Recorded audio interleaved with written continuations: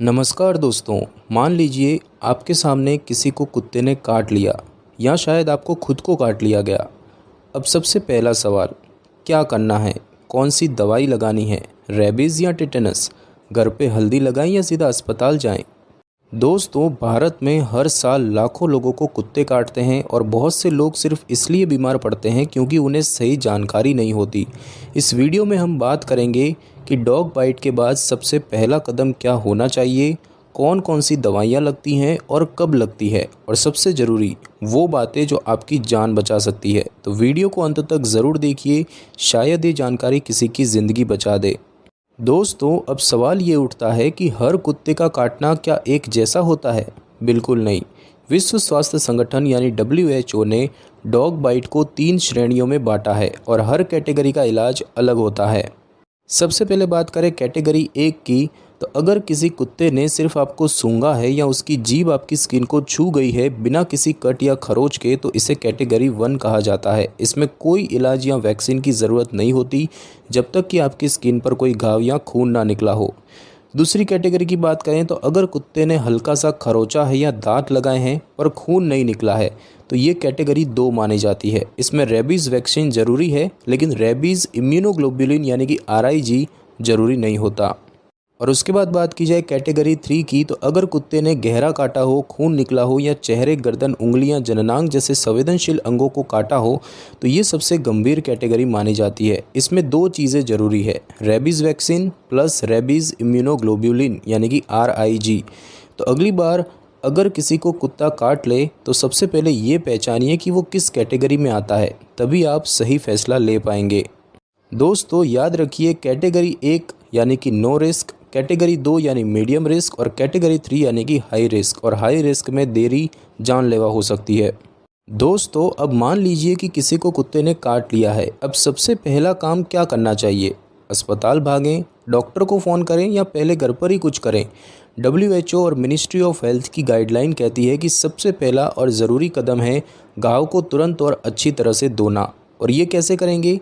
घाव को साफ पानी और साबुन से कम 15 मिनट तक धोएं। जी हाँ, पूरे 15 मिनट। धोते समय घाव के अंदर तक पानी और झाग पहुंचना चाहिए। बात की जाए कि साबुन कैसा हो, तो कोई भी घरेलू साबुन चलेगा, लाइफ बॉय, डेटॉल या साधारण वॉशिंग सोप, बस झाग वाला होना चाहिए। साबुन के बाद आप पानी से अच्छी तरह से रिंस करें और फिर एंटीसेप्टिक लगाएं, जैसे कि पोविडोन आयोडीन यानी कि बीटाडीन या डेटॉल। लेकिन ध्यान दें, घाव पर हल्दी, तेल, मिर्च, राख या मिट्टी जैसी चीज़ें कभी न लगाएं। ये सब घरेलू उपाय खतरनाक हो सकते हैं और इन्फेक्शन को बढ़ा सकते हैं। और एक बात, घाव को कसकर बांधे नहीं, उसे खुला छोड़े ताकि इन्फेक्शन बाहर निकल सके। दोस्तों, याद रखिए, ये 15 मिनट की सावधानी आपके लिए 5 इंजेक्शन से भी ज़्यादा असरदार हो सकती है, क्योंकि ये पहला कदम ही तय करता है कि वायरस शरीर में फैलेगा या नहीं। इसके बाद बिना समय गंवाए नज़दीकी सरकारी या अच्छे निजी अस्पताल जाए और वहाँ से डॉक्टर के अनुसार वैक्सीनेशन शुरू कराएं। तो अगली बार अगर ऐसी स्थिति आए तो पहले घाव को धोइए और फिर डॉक्टर को दिखाइए। दोस्तों, अब बात करते हैं सबसे अहम चीज़ की, और वो है रेबीज़ वैक्सीन।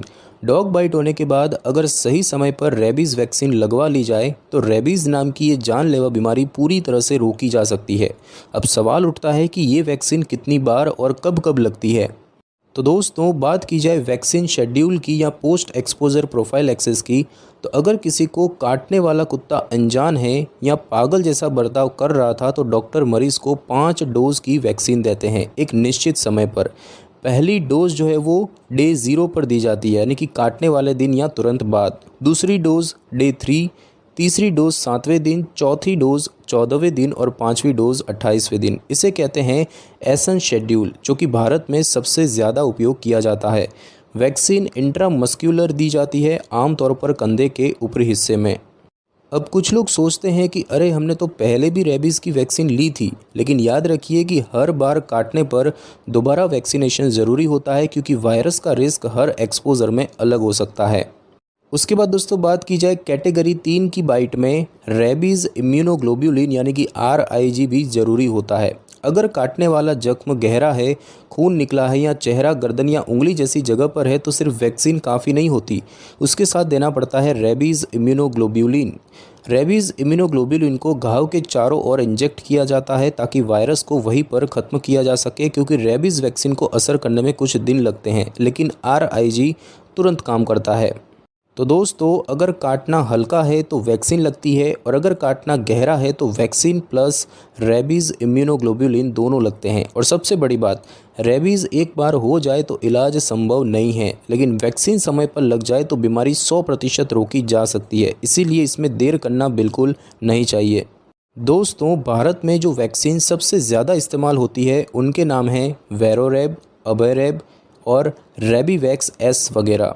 और जहाँ तक रेबीज़ इम्यूनोग्लोबुलिन की बात है तो दो तरह के होते हैं, ह्यूमन RIG और इक्वाइन RIG, यानी इंसानी और घोड़े के सीरम से बना हुआ।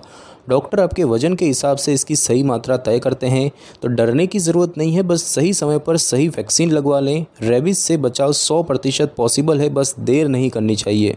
दोस्तों, अब तक हमने बात की रेबीज़ की, लेकिन एक और वैक्सीन है जो डॉग बाइट के बाद लगती है, और वो है टिटेनस का इंजेक्शन यानी TT इंजेक्शन।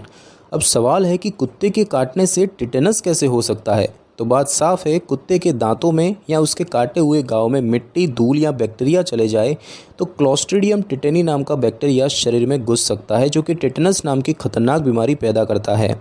अब बात करते हैं कि टिटेनस इंजेक्शन कब लगता है। तो अगर किसी को पिछले 5 साल के अंदर TT का बूस्टर नहीं लगा है तो डॉग बाइट के बाद TT का टीका जरूर लगवाना चाहिए, या फिर अगर किसी को फ़िलहाल ही में पहले से टीका लगा हुआ है तो डॉक्टर जांच करके बता सकते हैं कि उसे दोबारा लगवाने की ज़रूरत है या नहीं। और अगर घाव बहुत गंदा है या ज़मीन पर गिरा हुआ है तो चाहे पिछला टीका लगा हो या ना हो, एहतियातन एक और TT लगाई जाती है।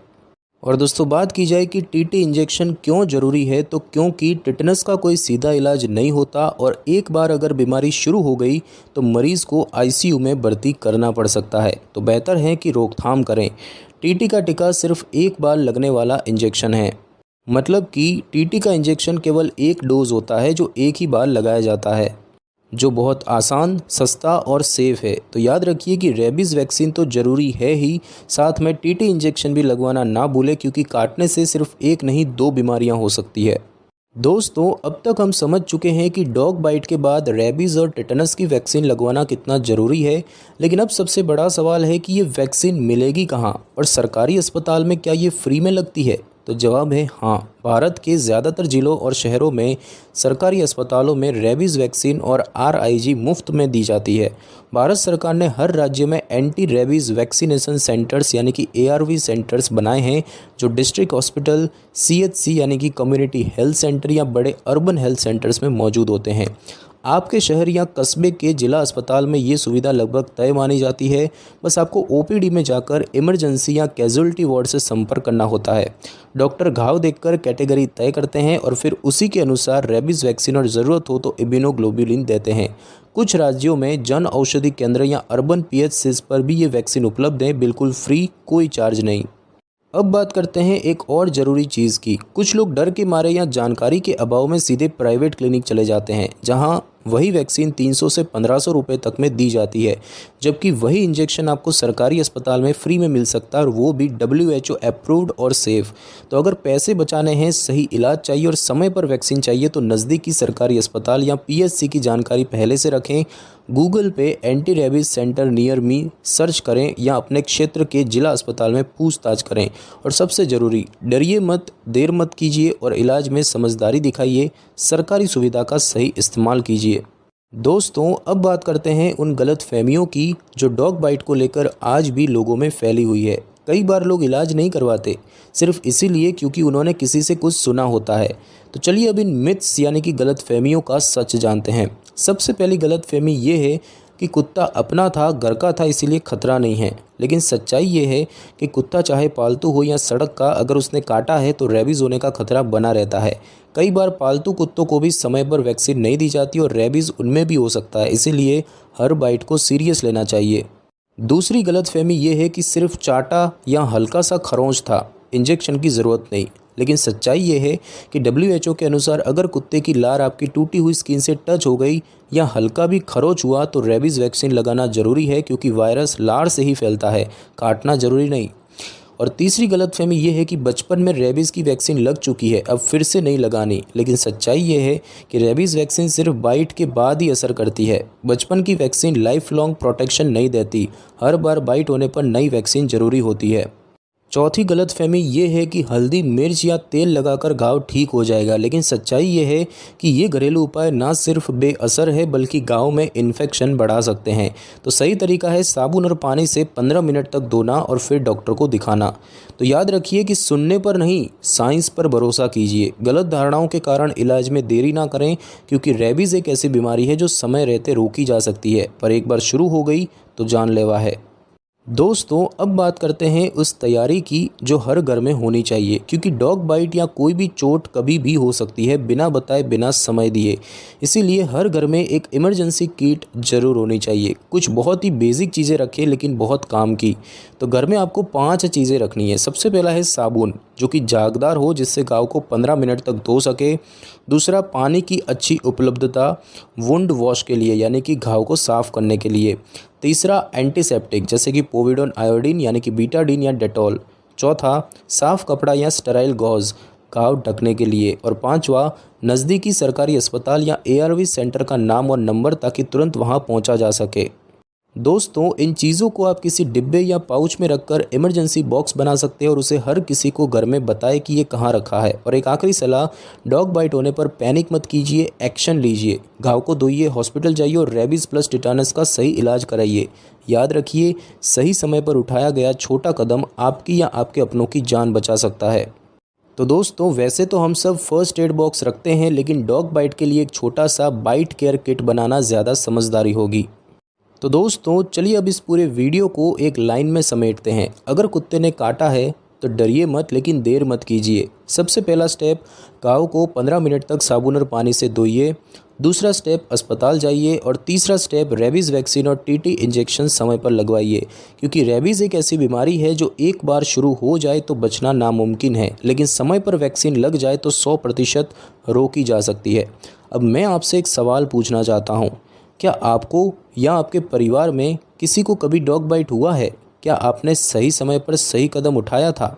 अगर हाँ, तो अपना अनुभव नीचे कमेंट में ज़रूर लिखिए। आपका एक कमेंट शायद किसी और को जागरूक कर दे। और अगर आपको ये वीडियो ज़रा भी उपयोगी लगी हो तो इसे अपने दोस्तों, रिश्तेदारों और व्हाट्सएप ग्रुप में शेयर कीजिए, क्योंकि सही जानकारी सही वक्त पर मिल जाए तो जान बचाई जा सकती है। मिलते हैं अगले वीडियो में, तब तक याद रखिए, सुनने पर नहीं, साइंस पर भरोसा कीजिए।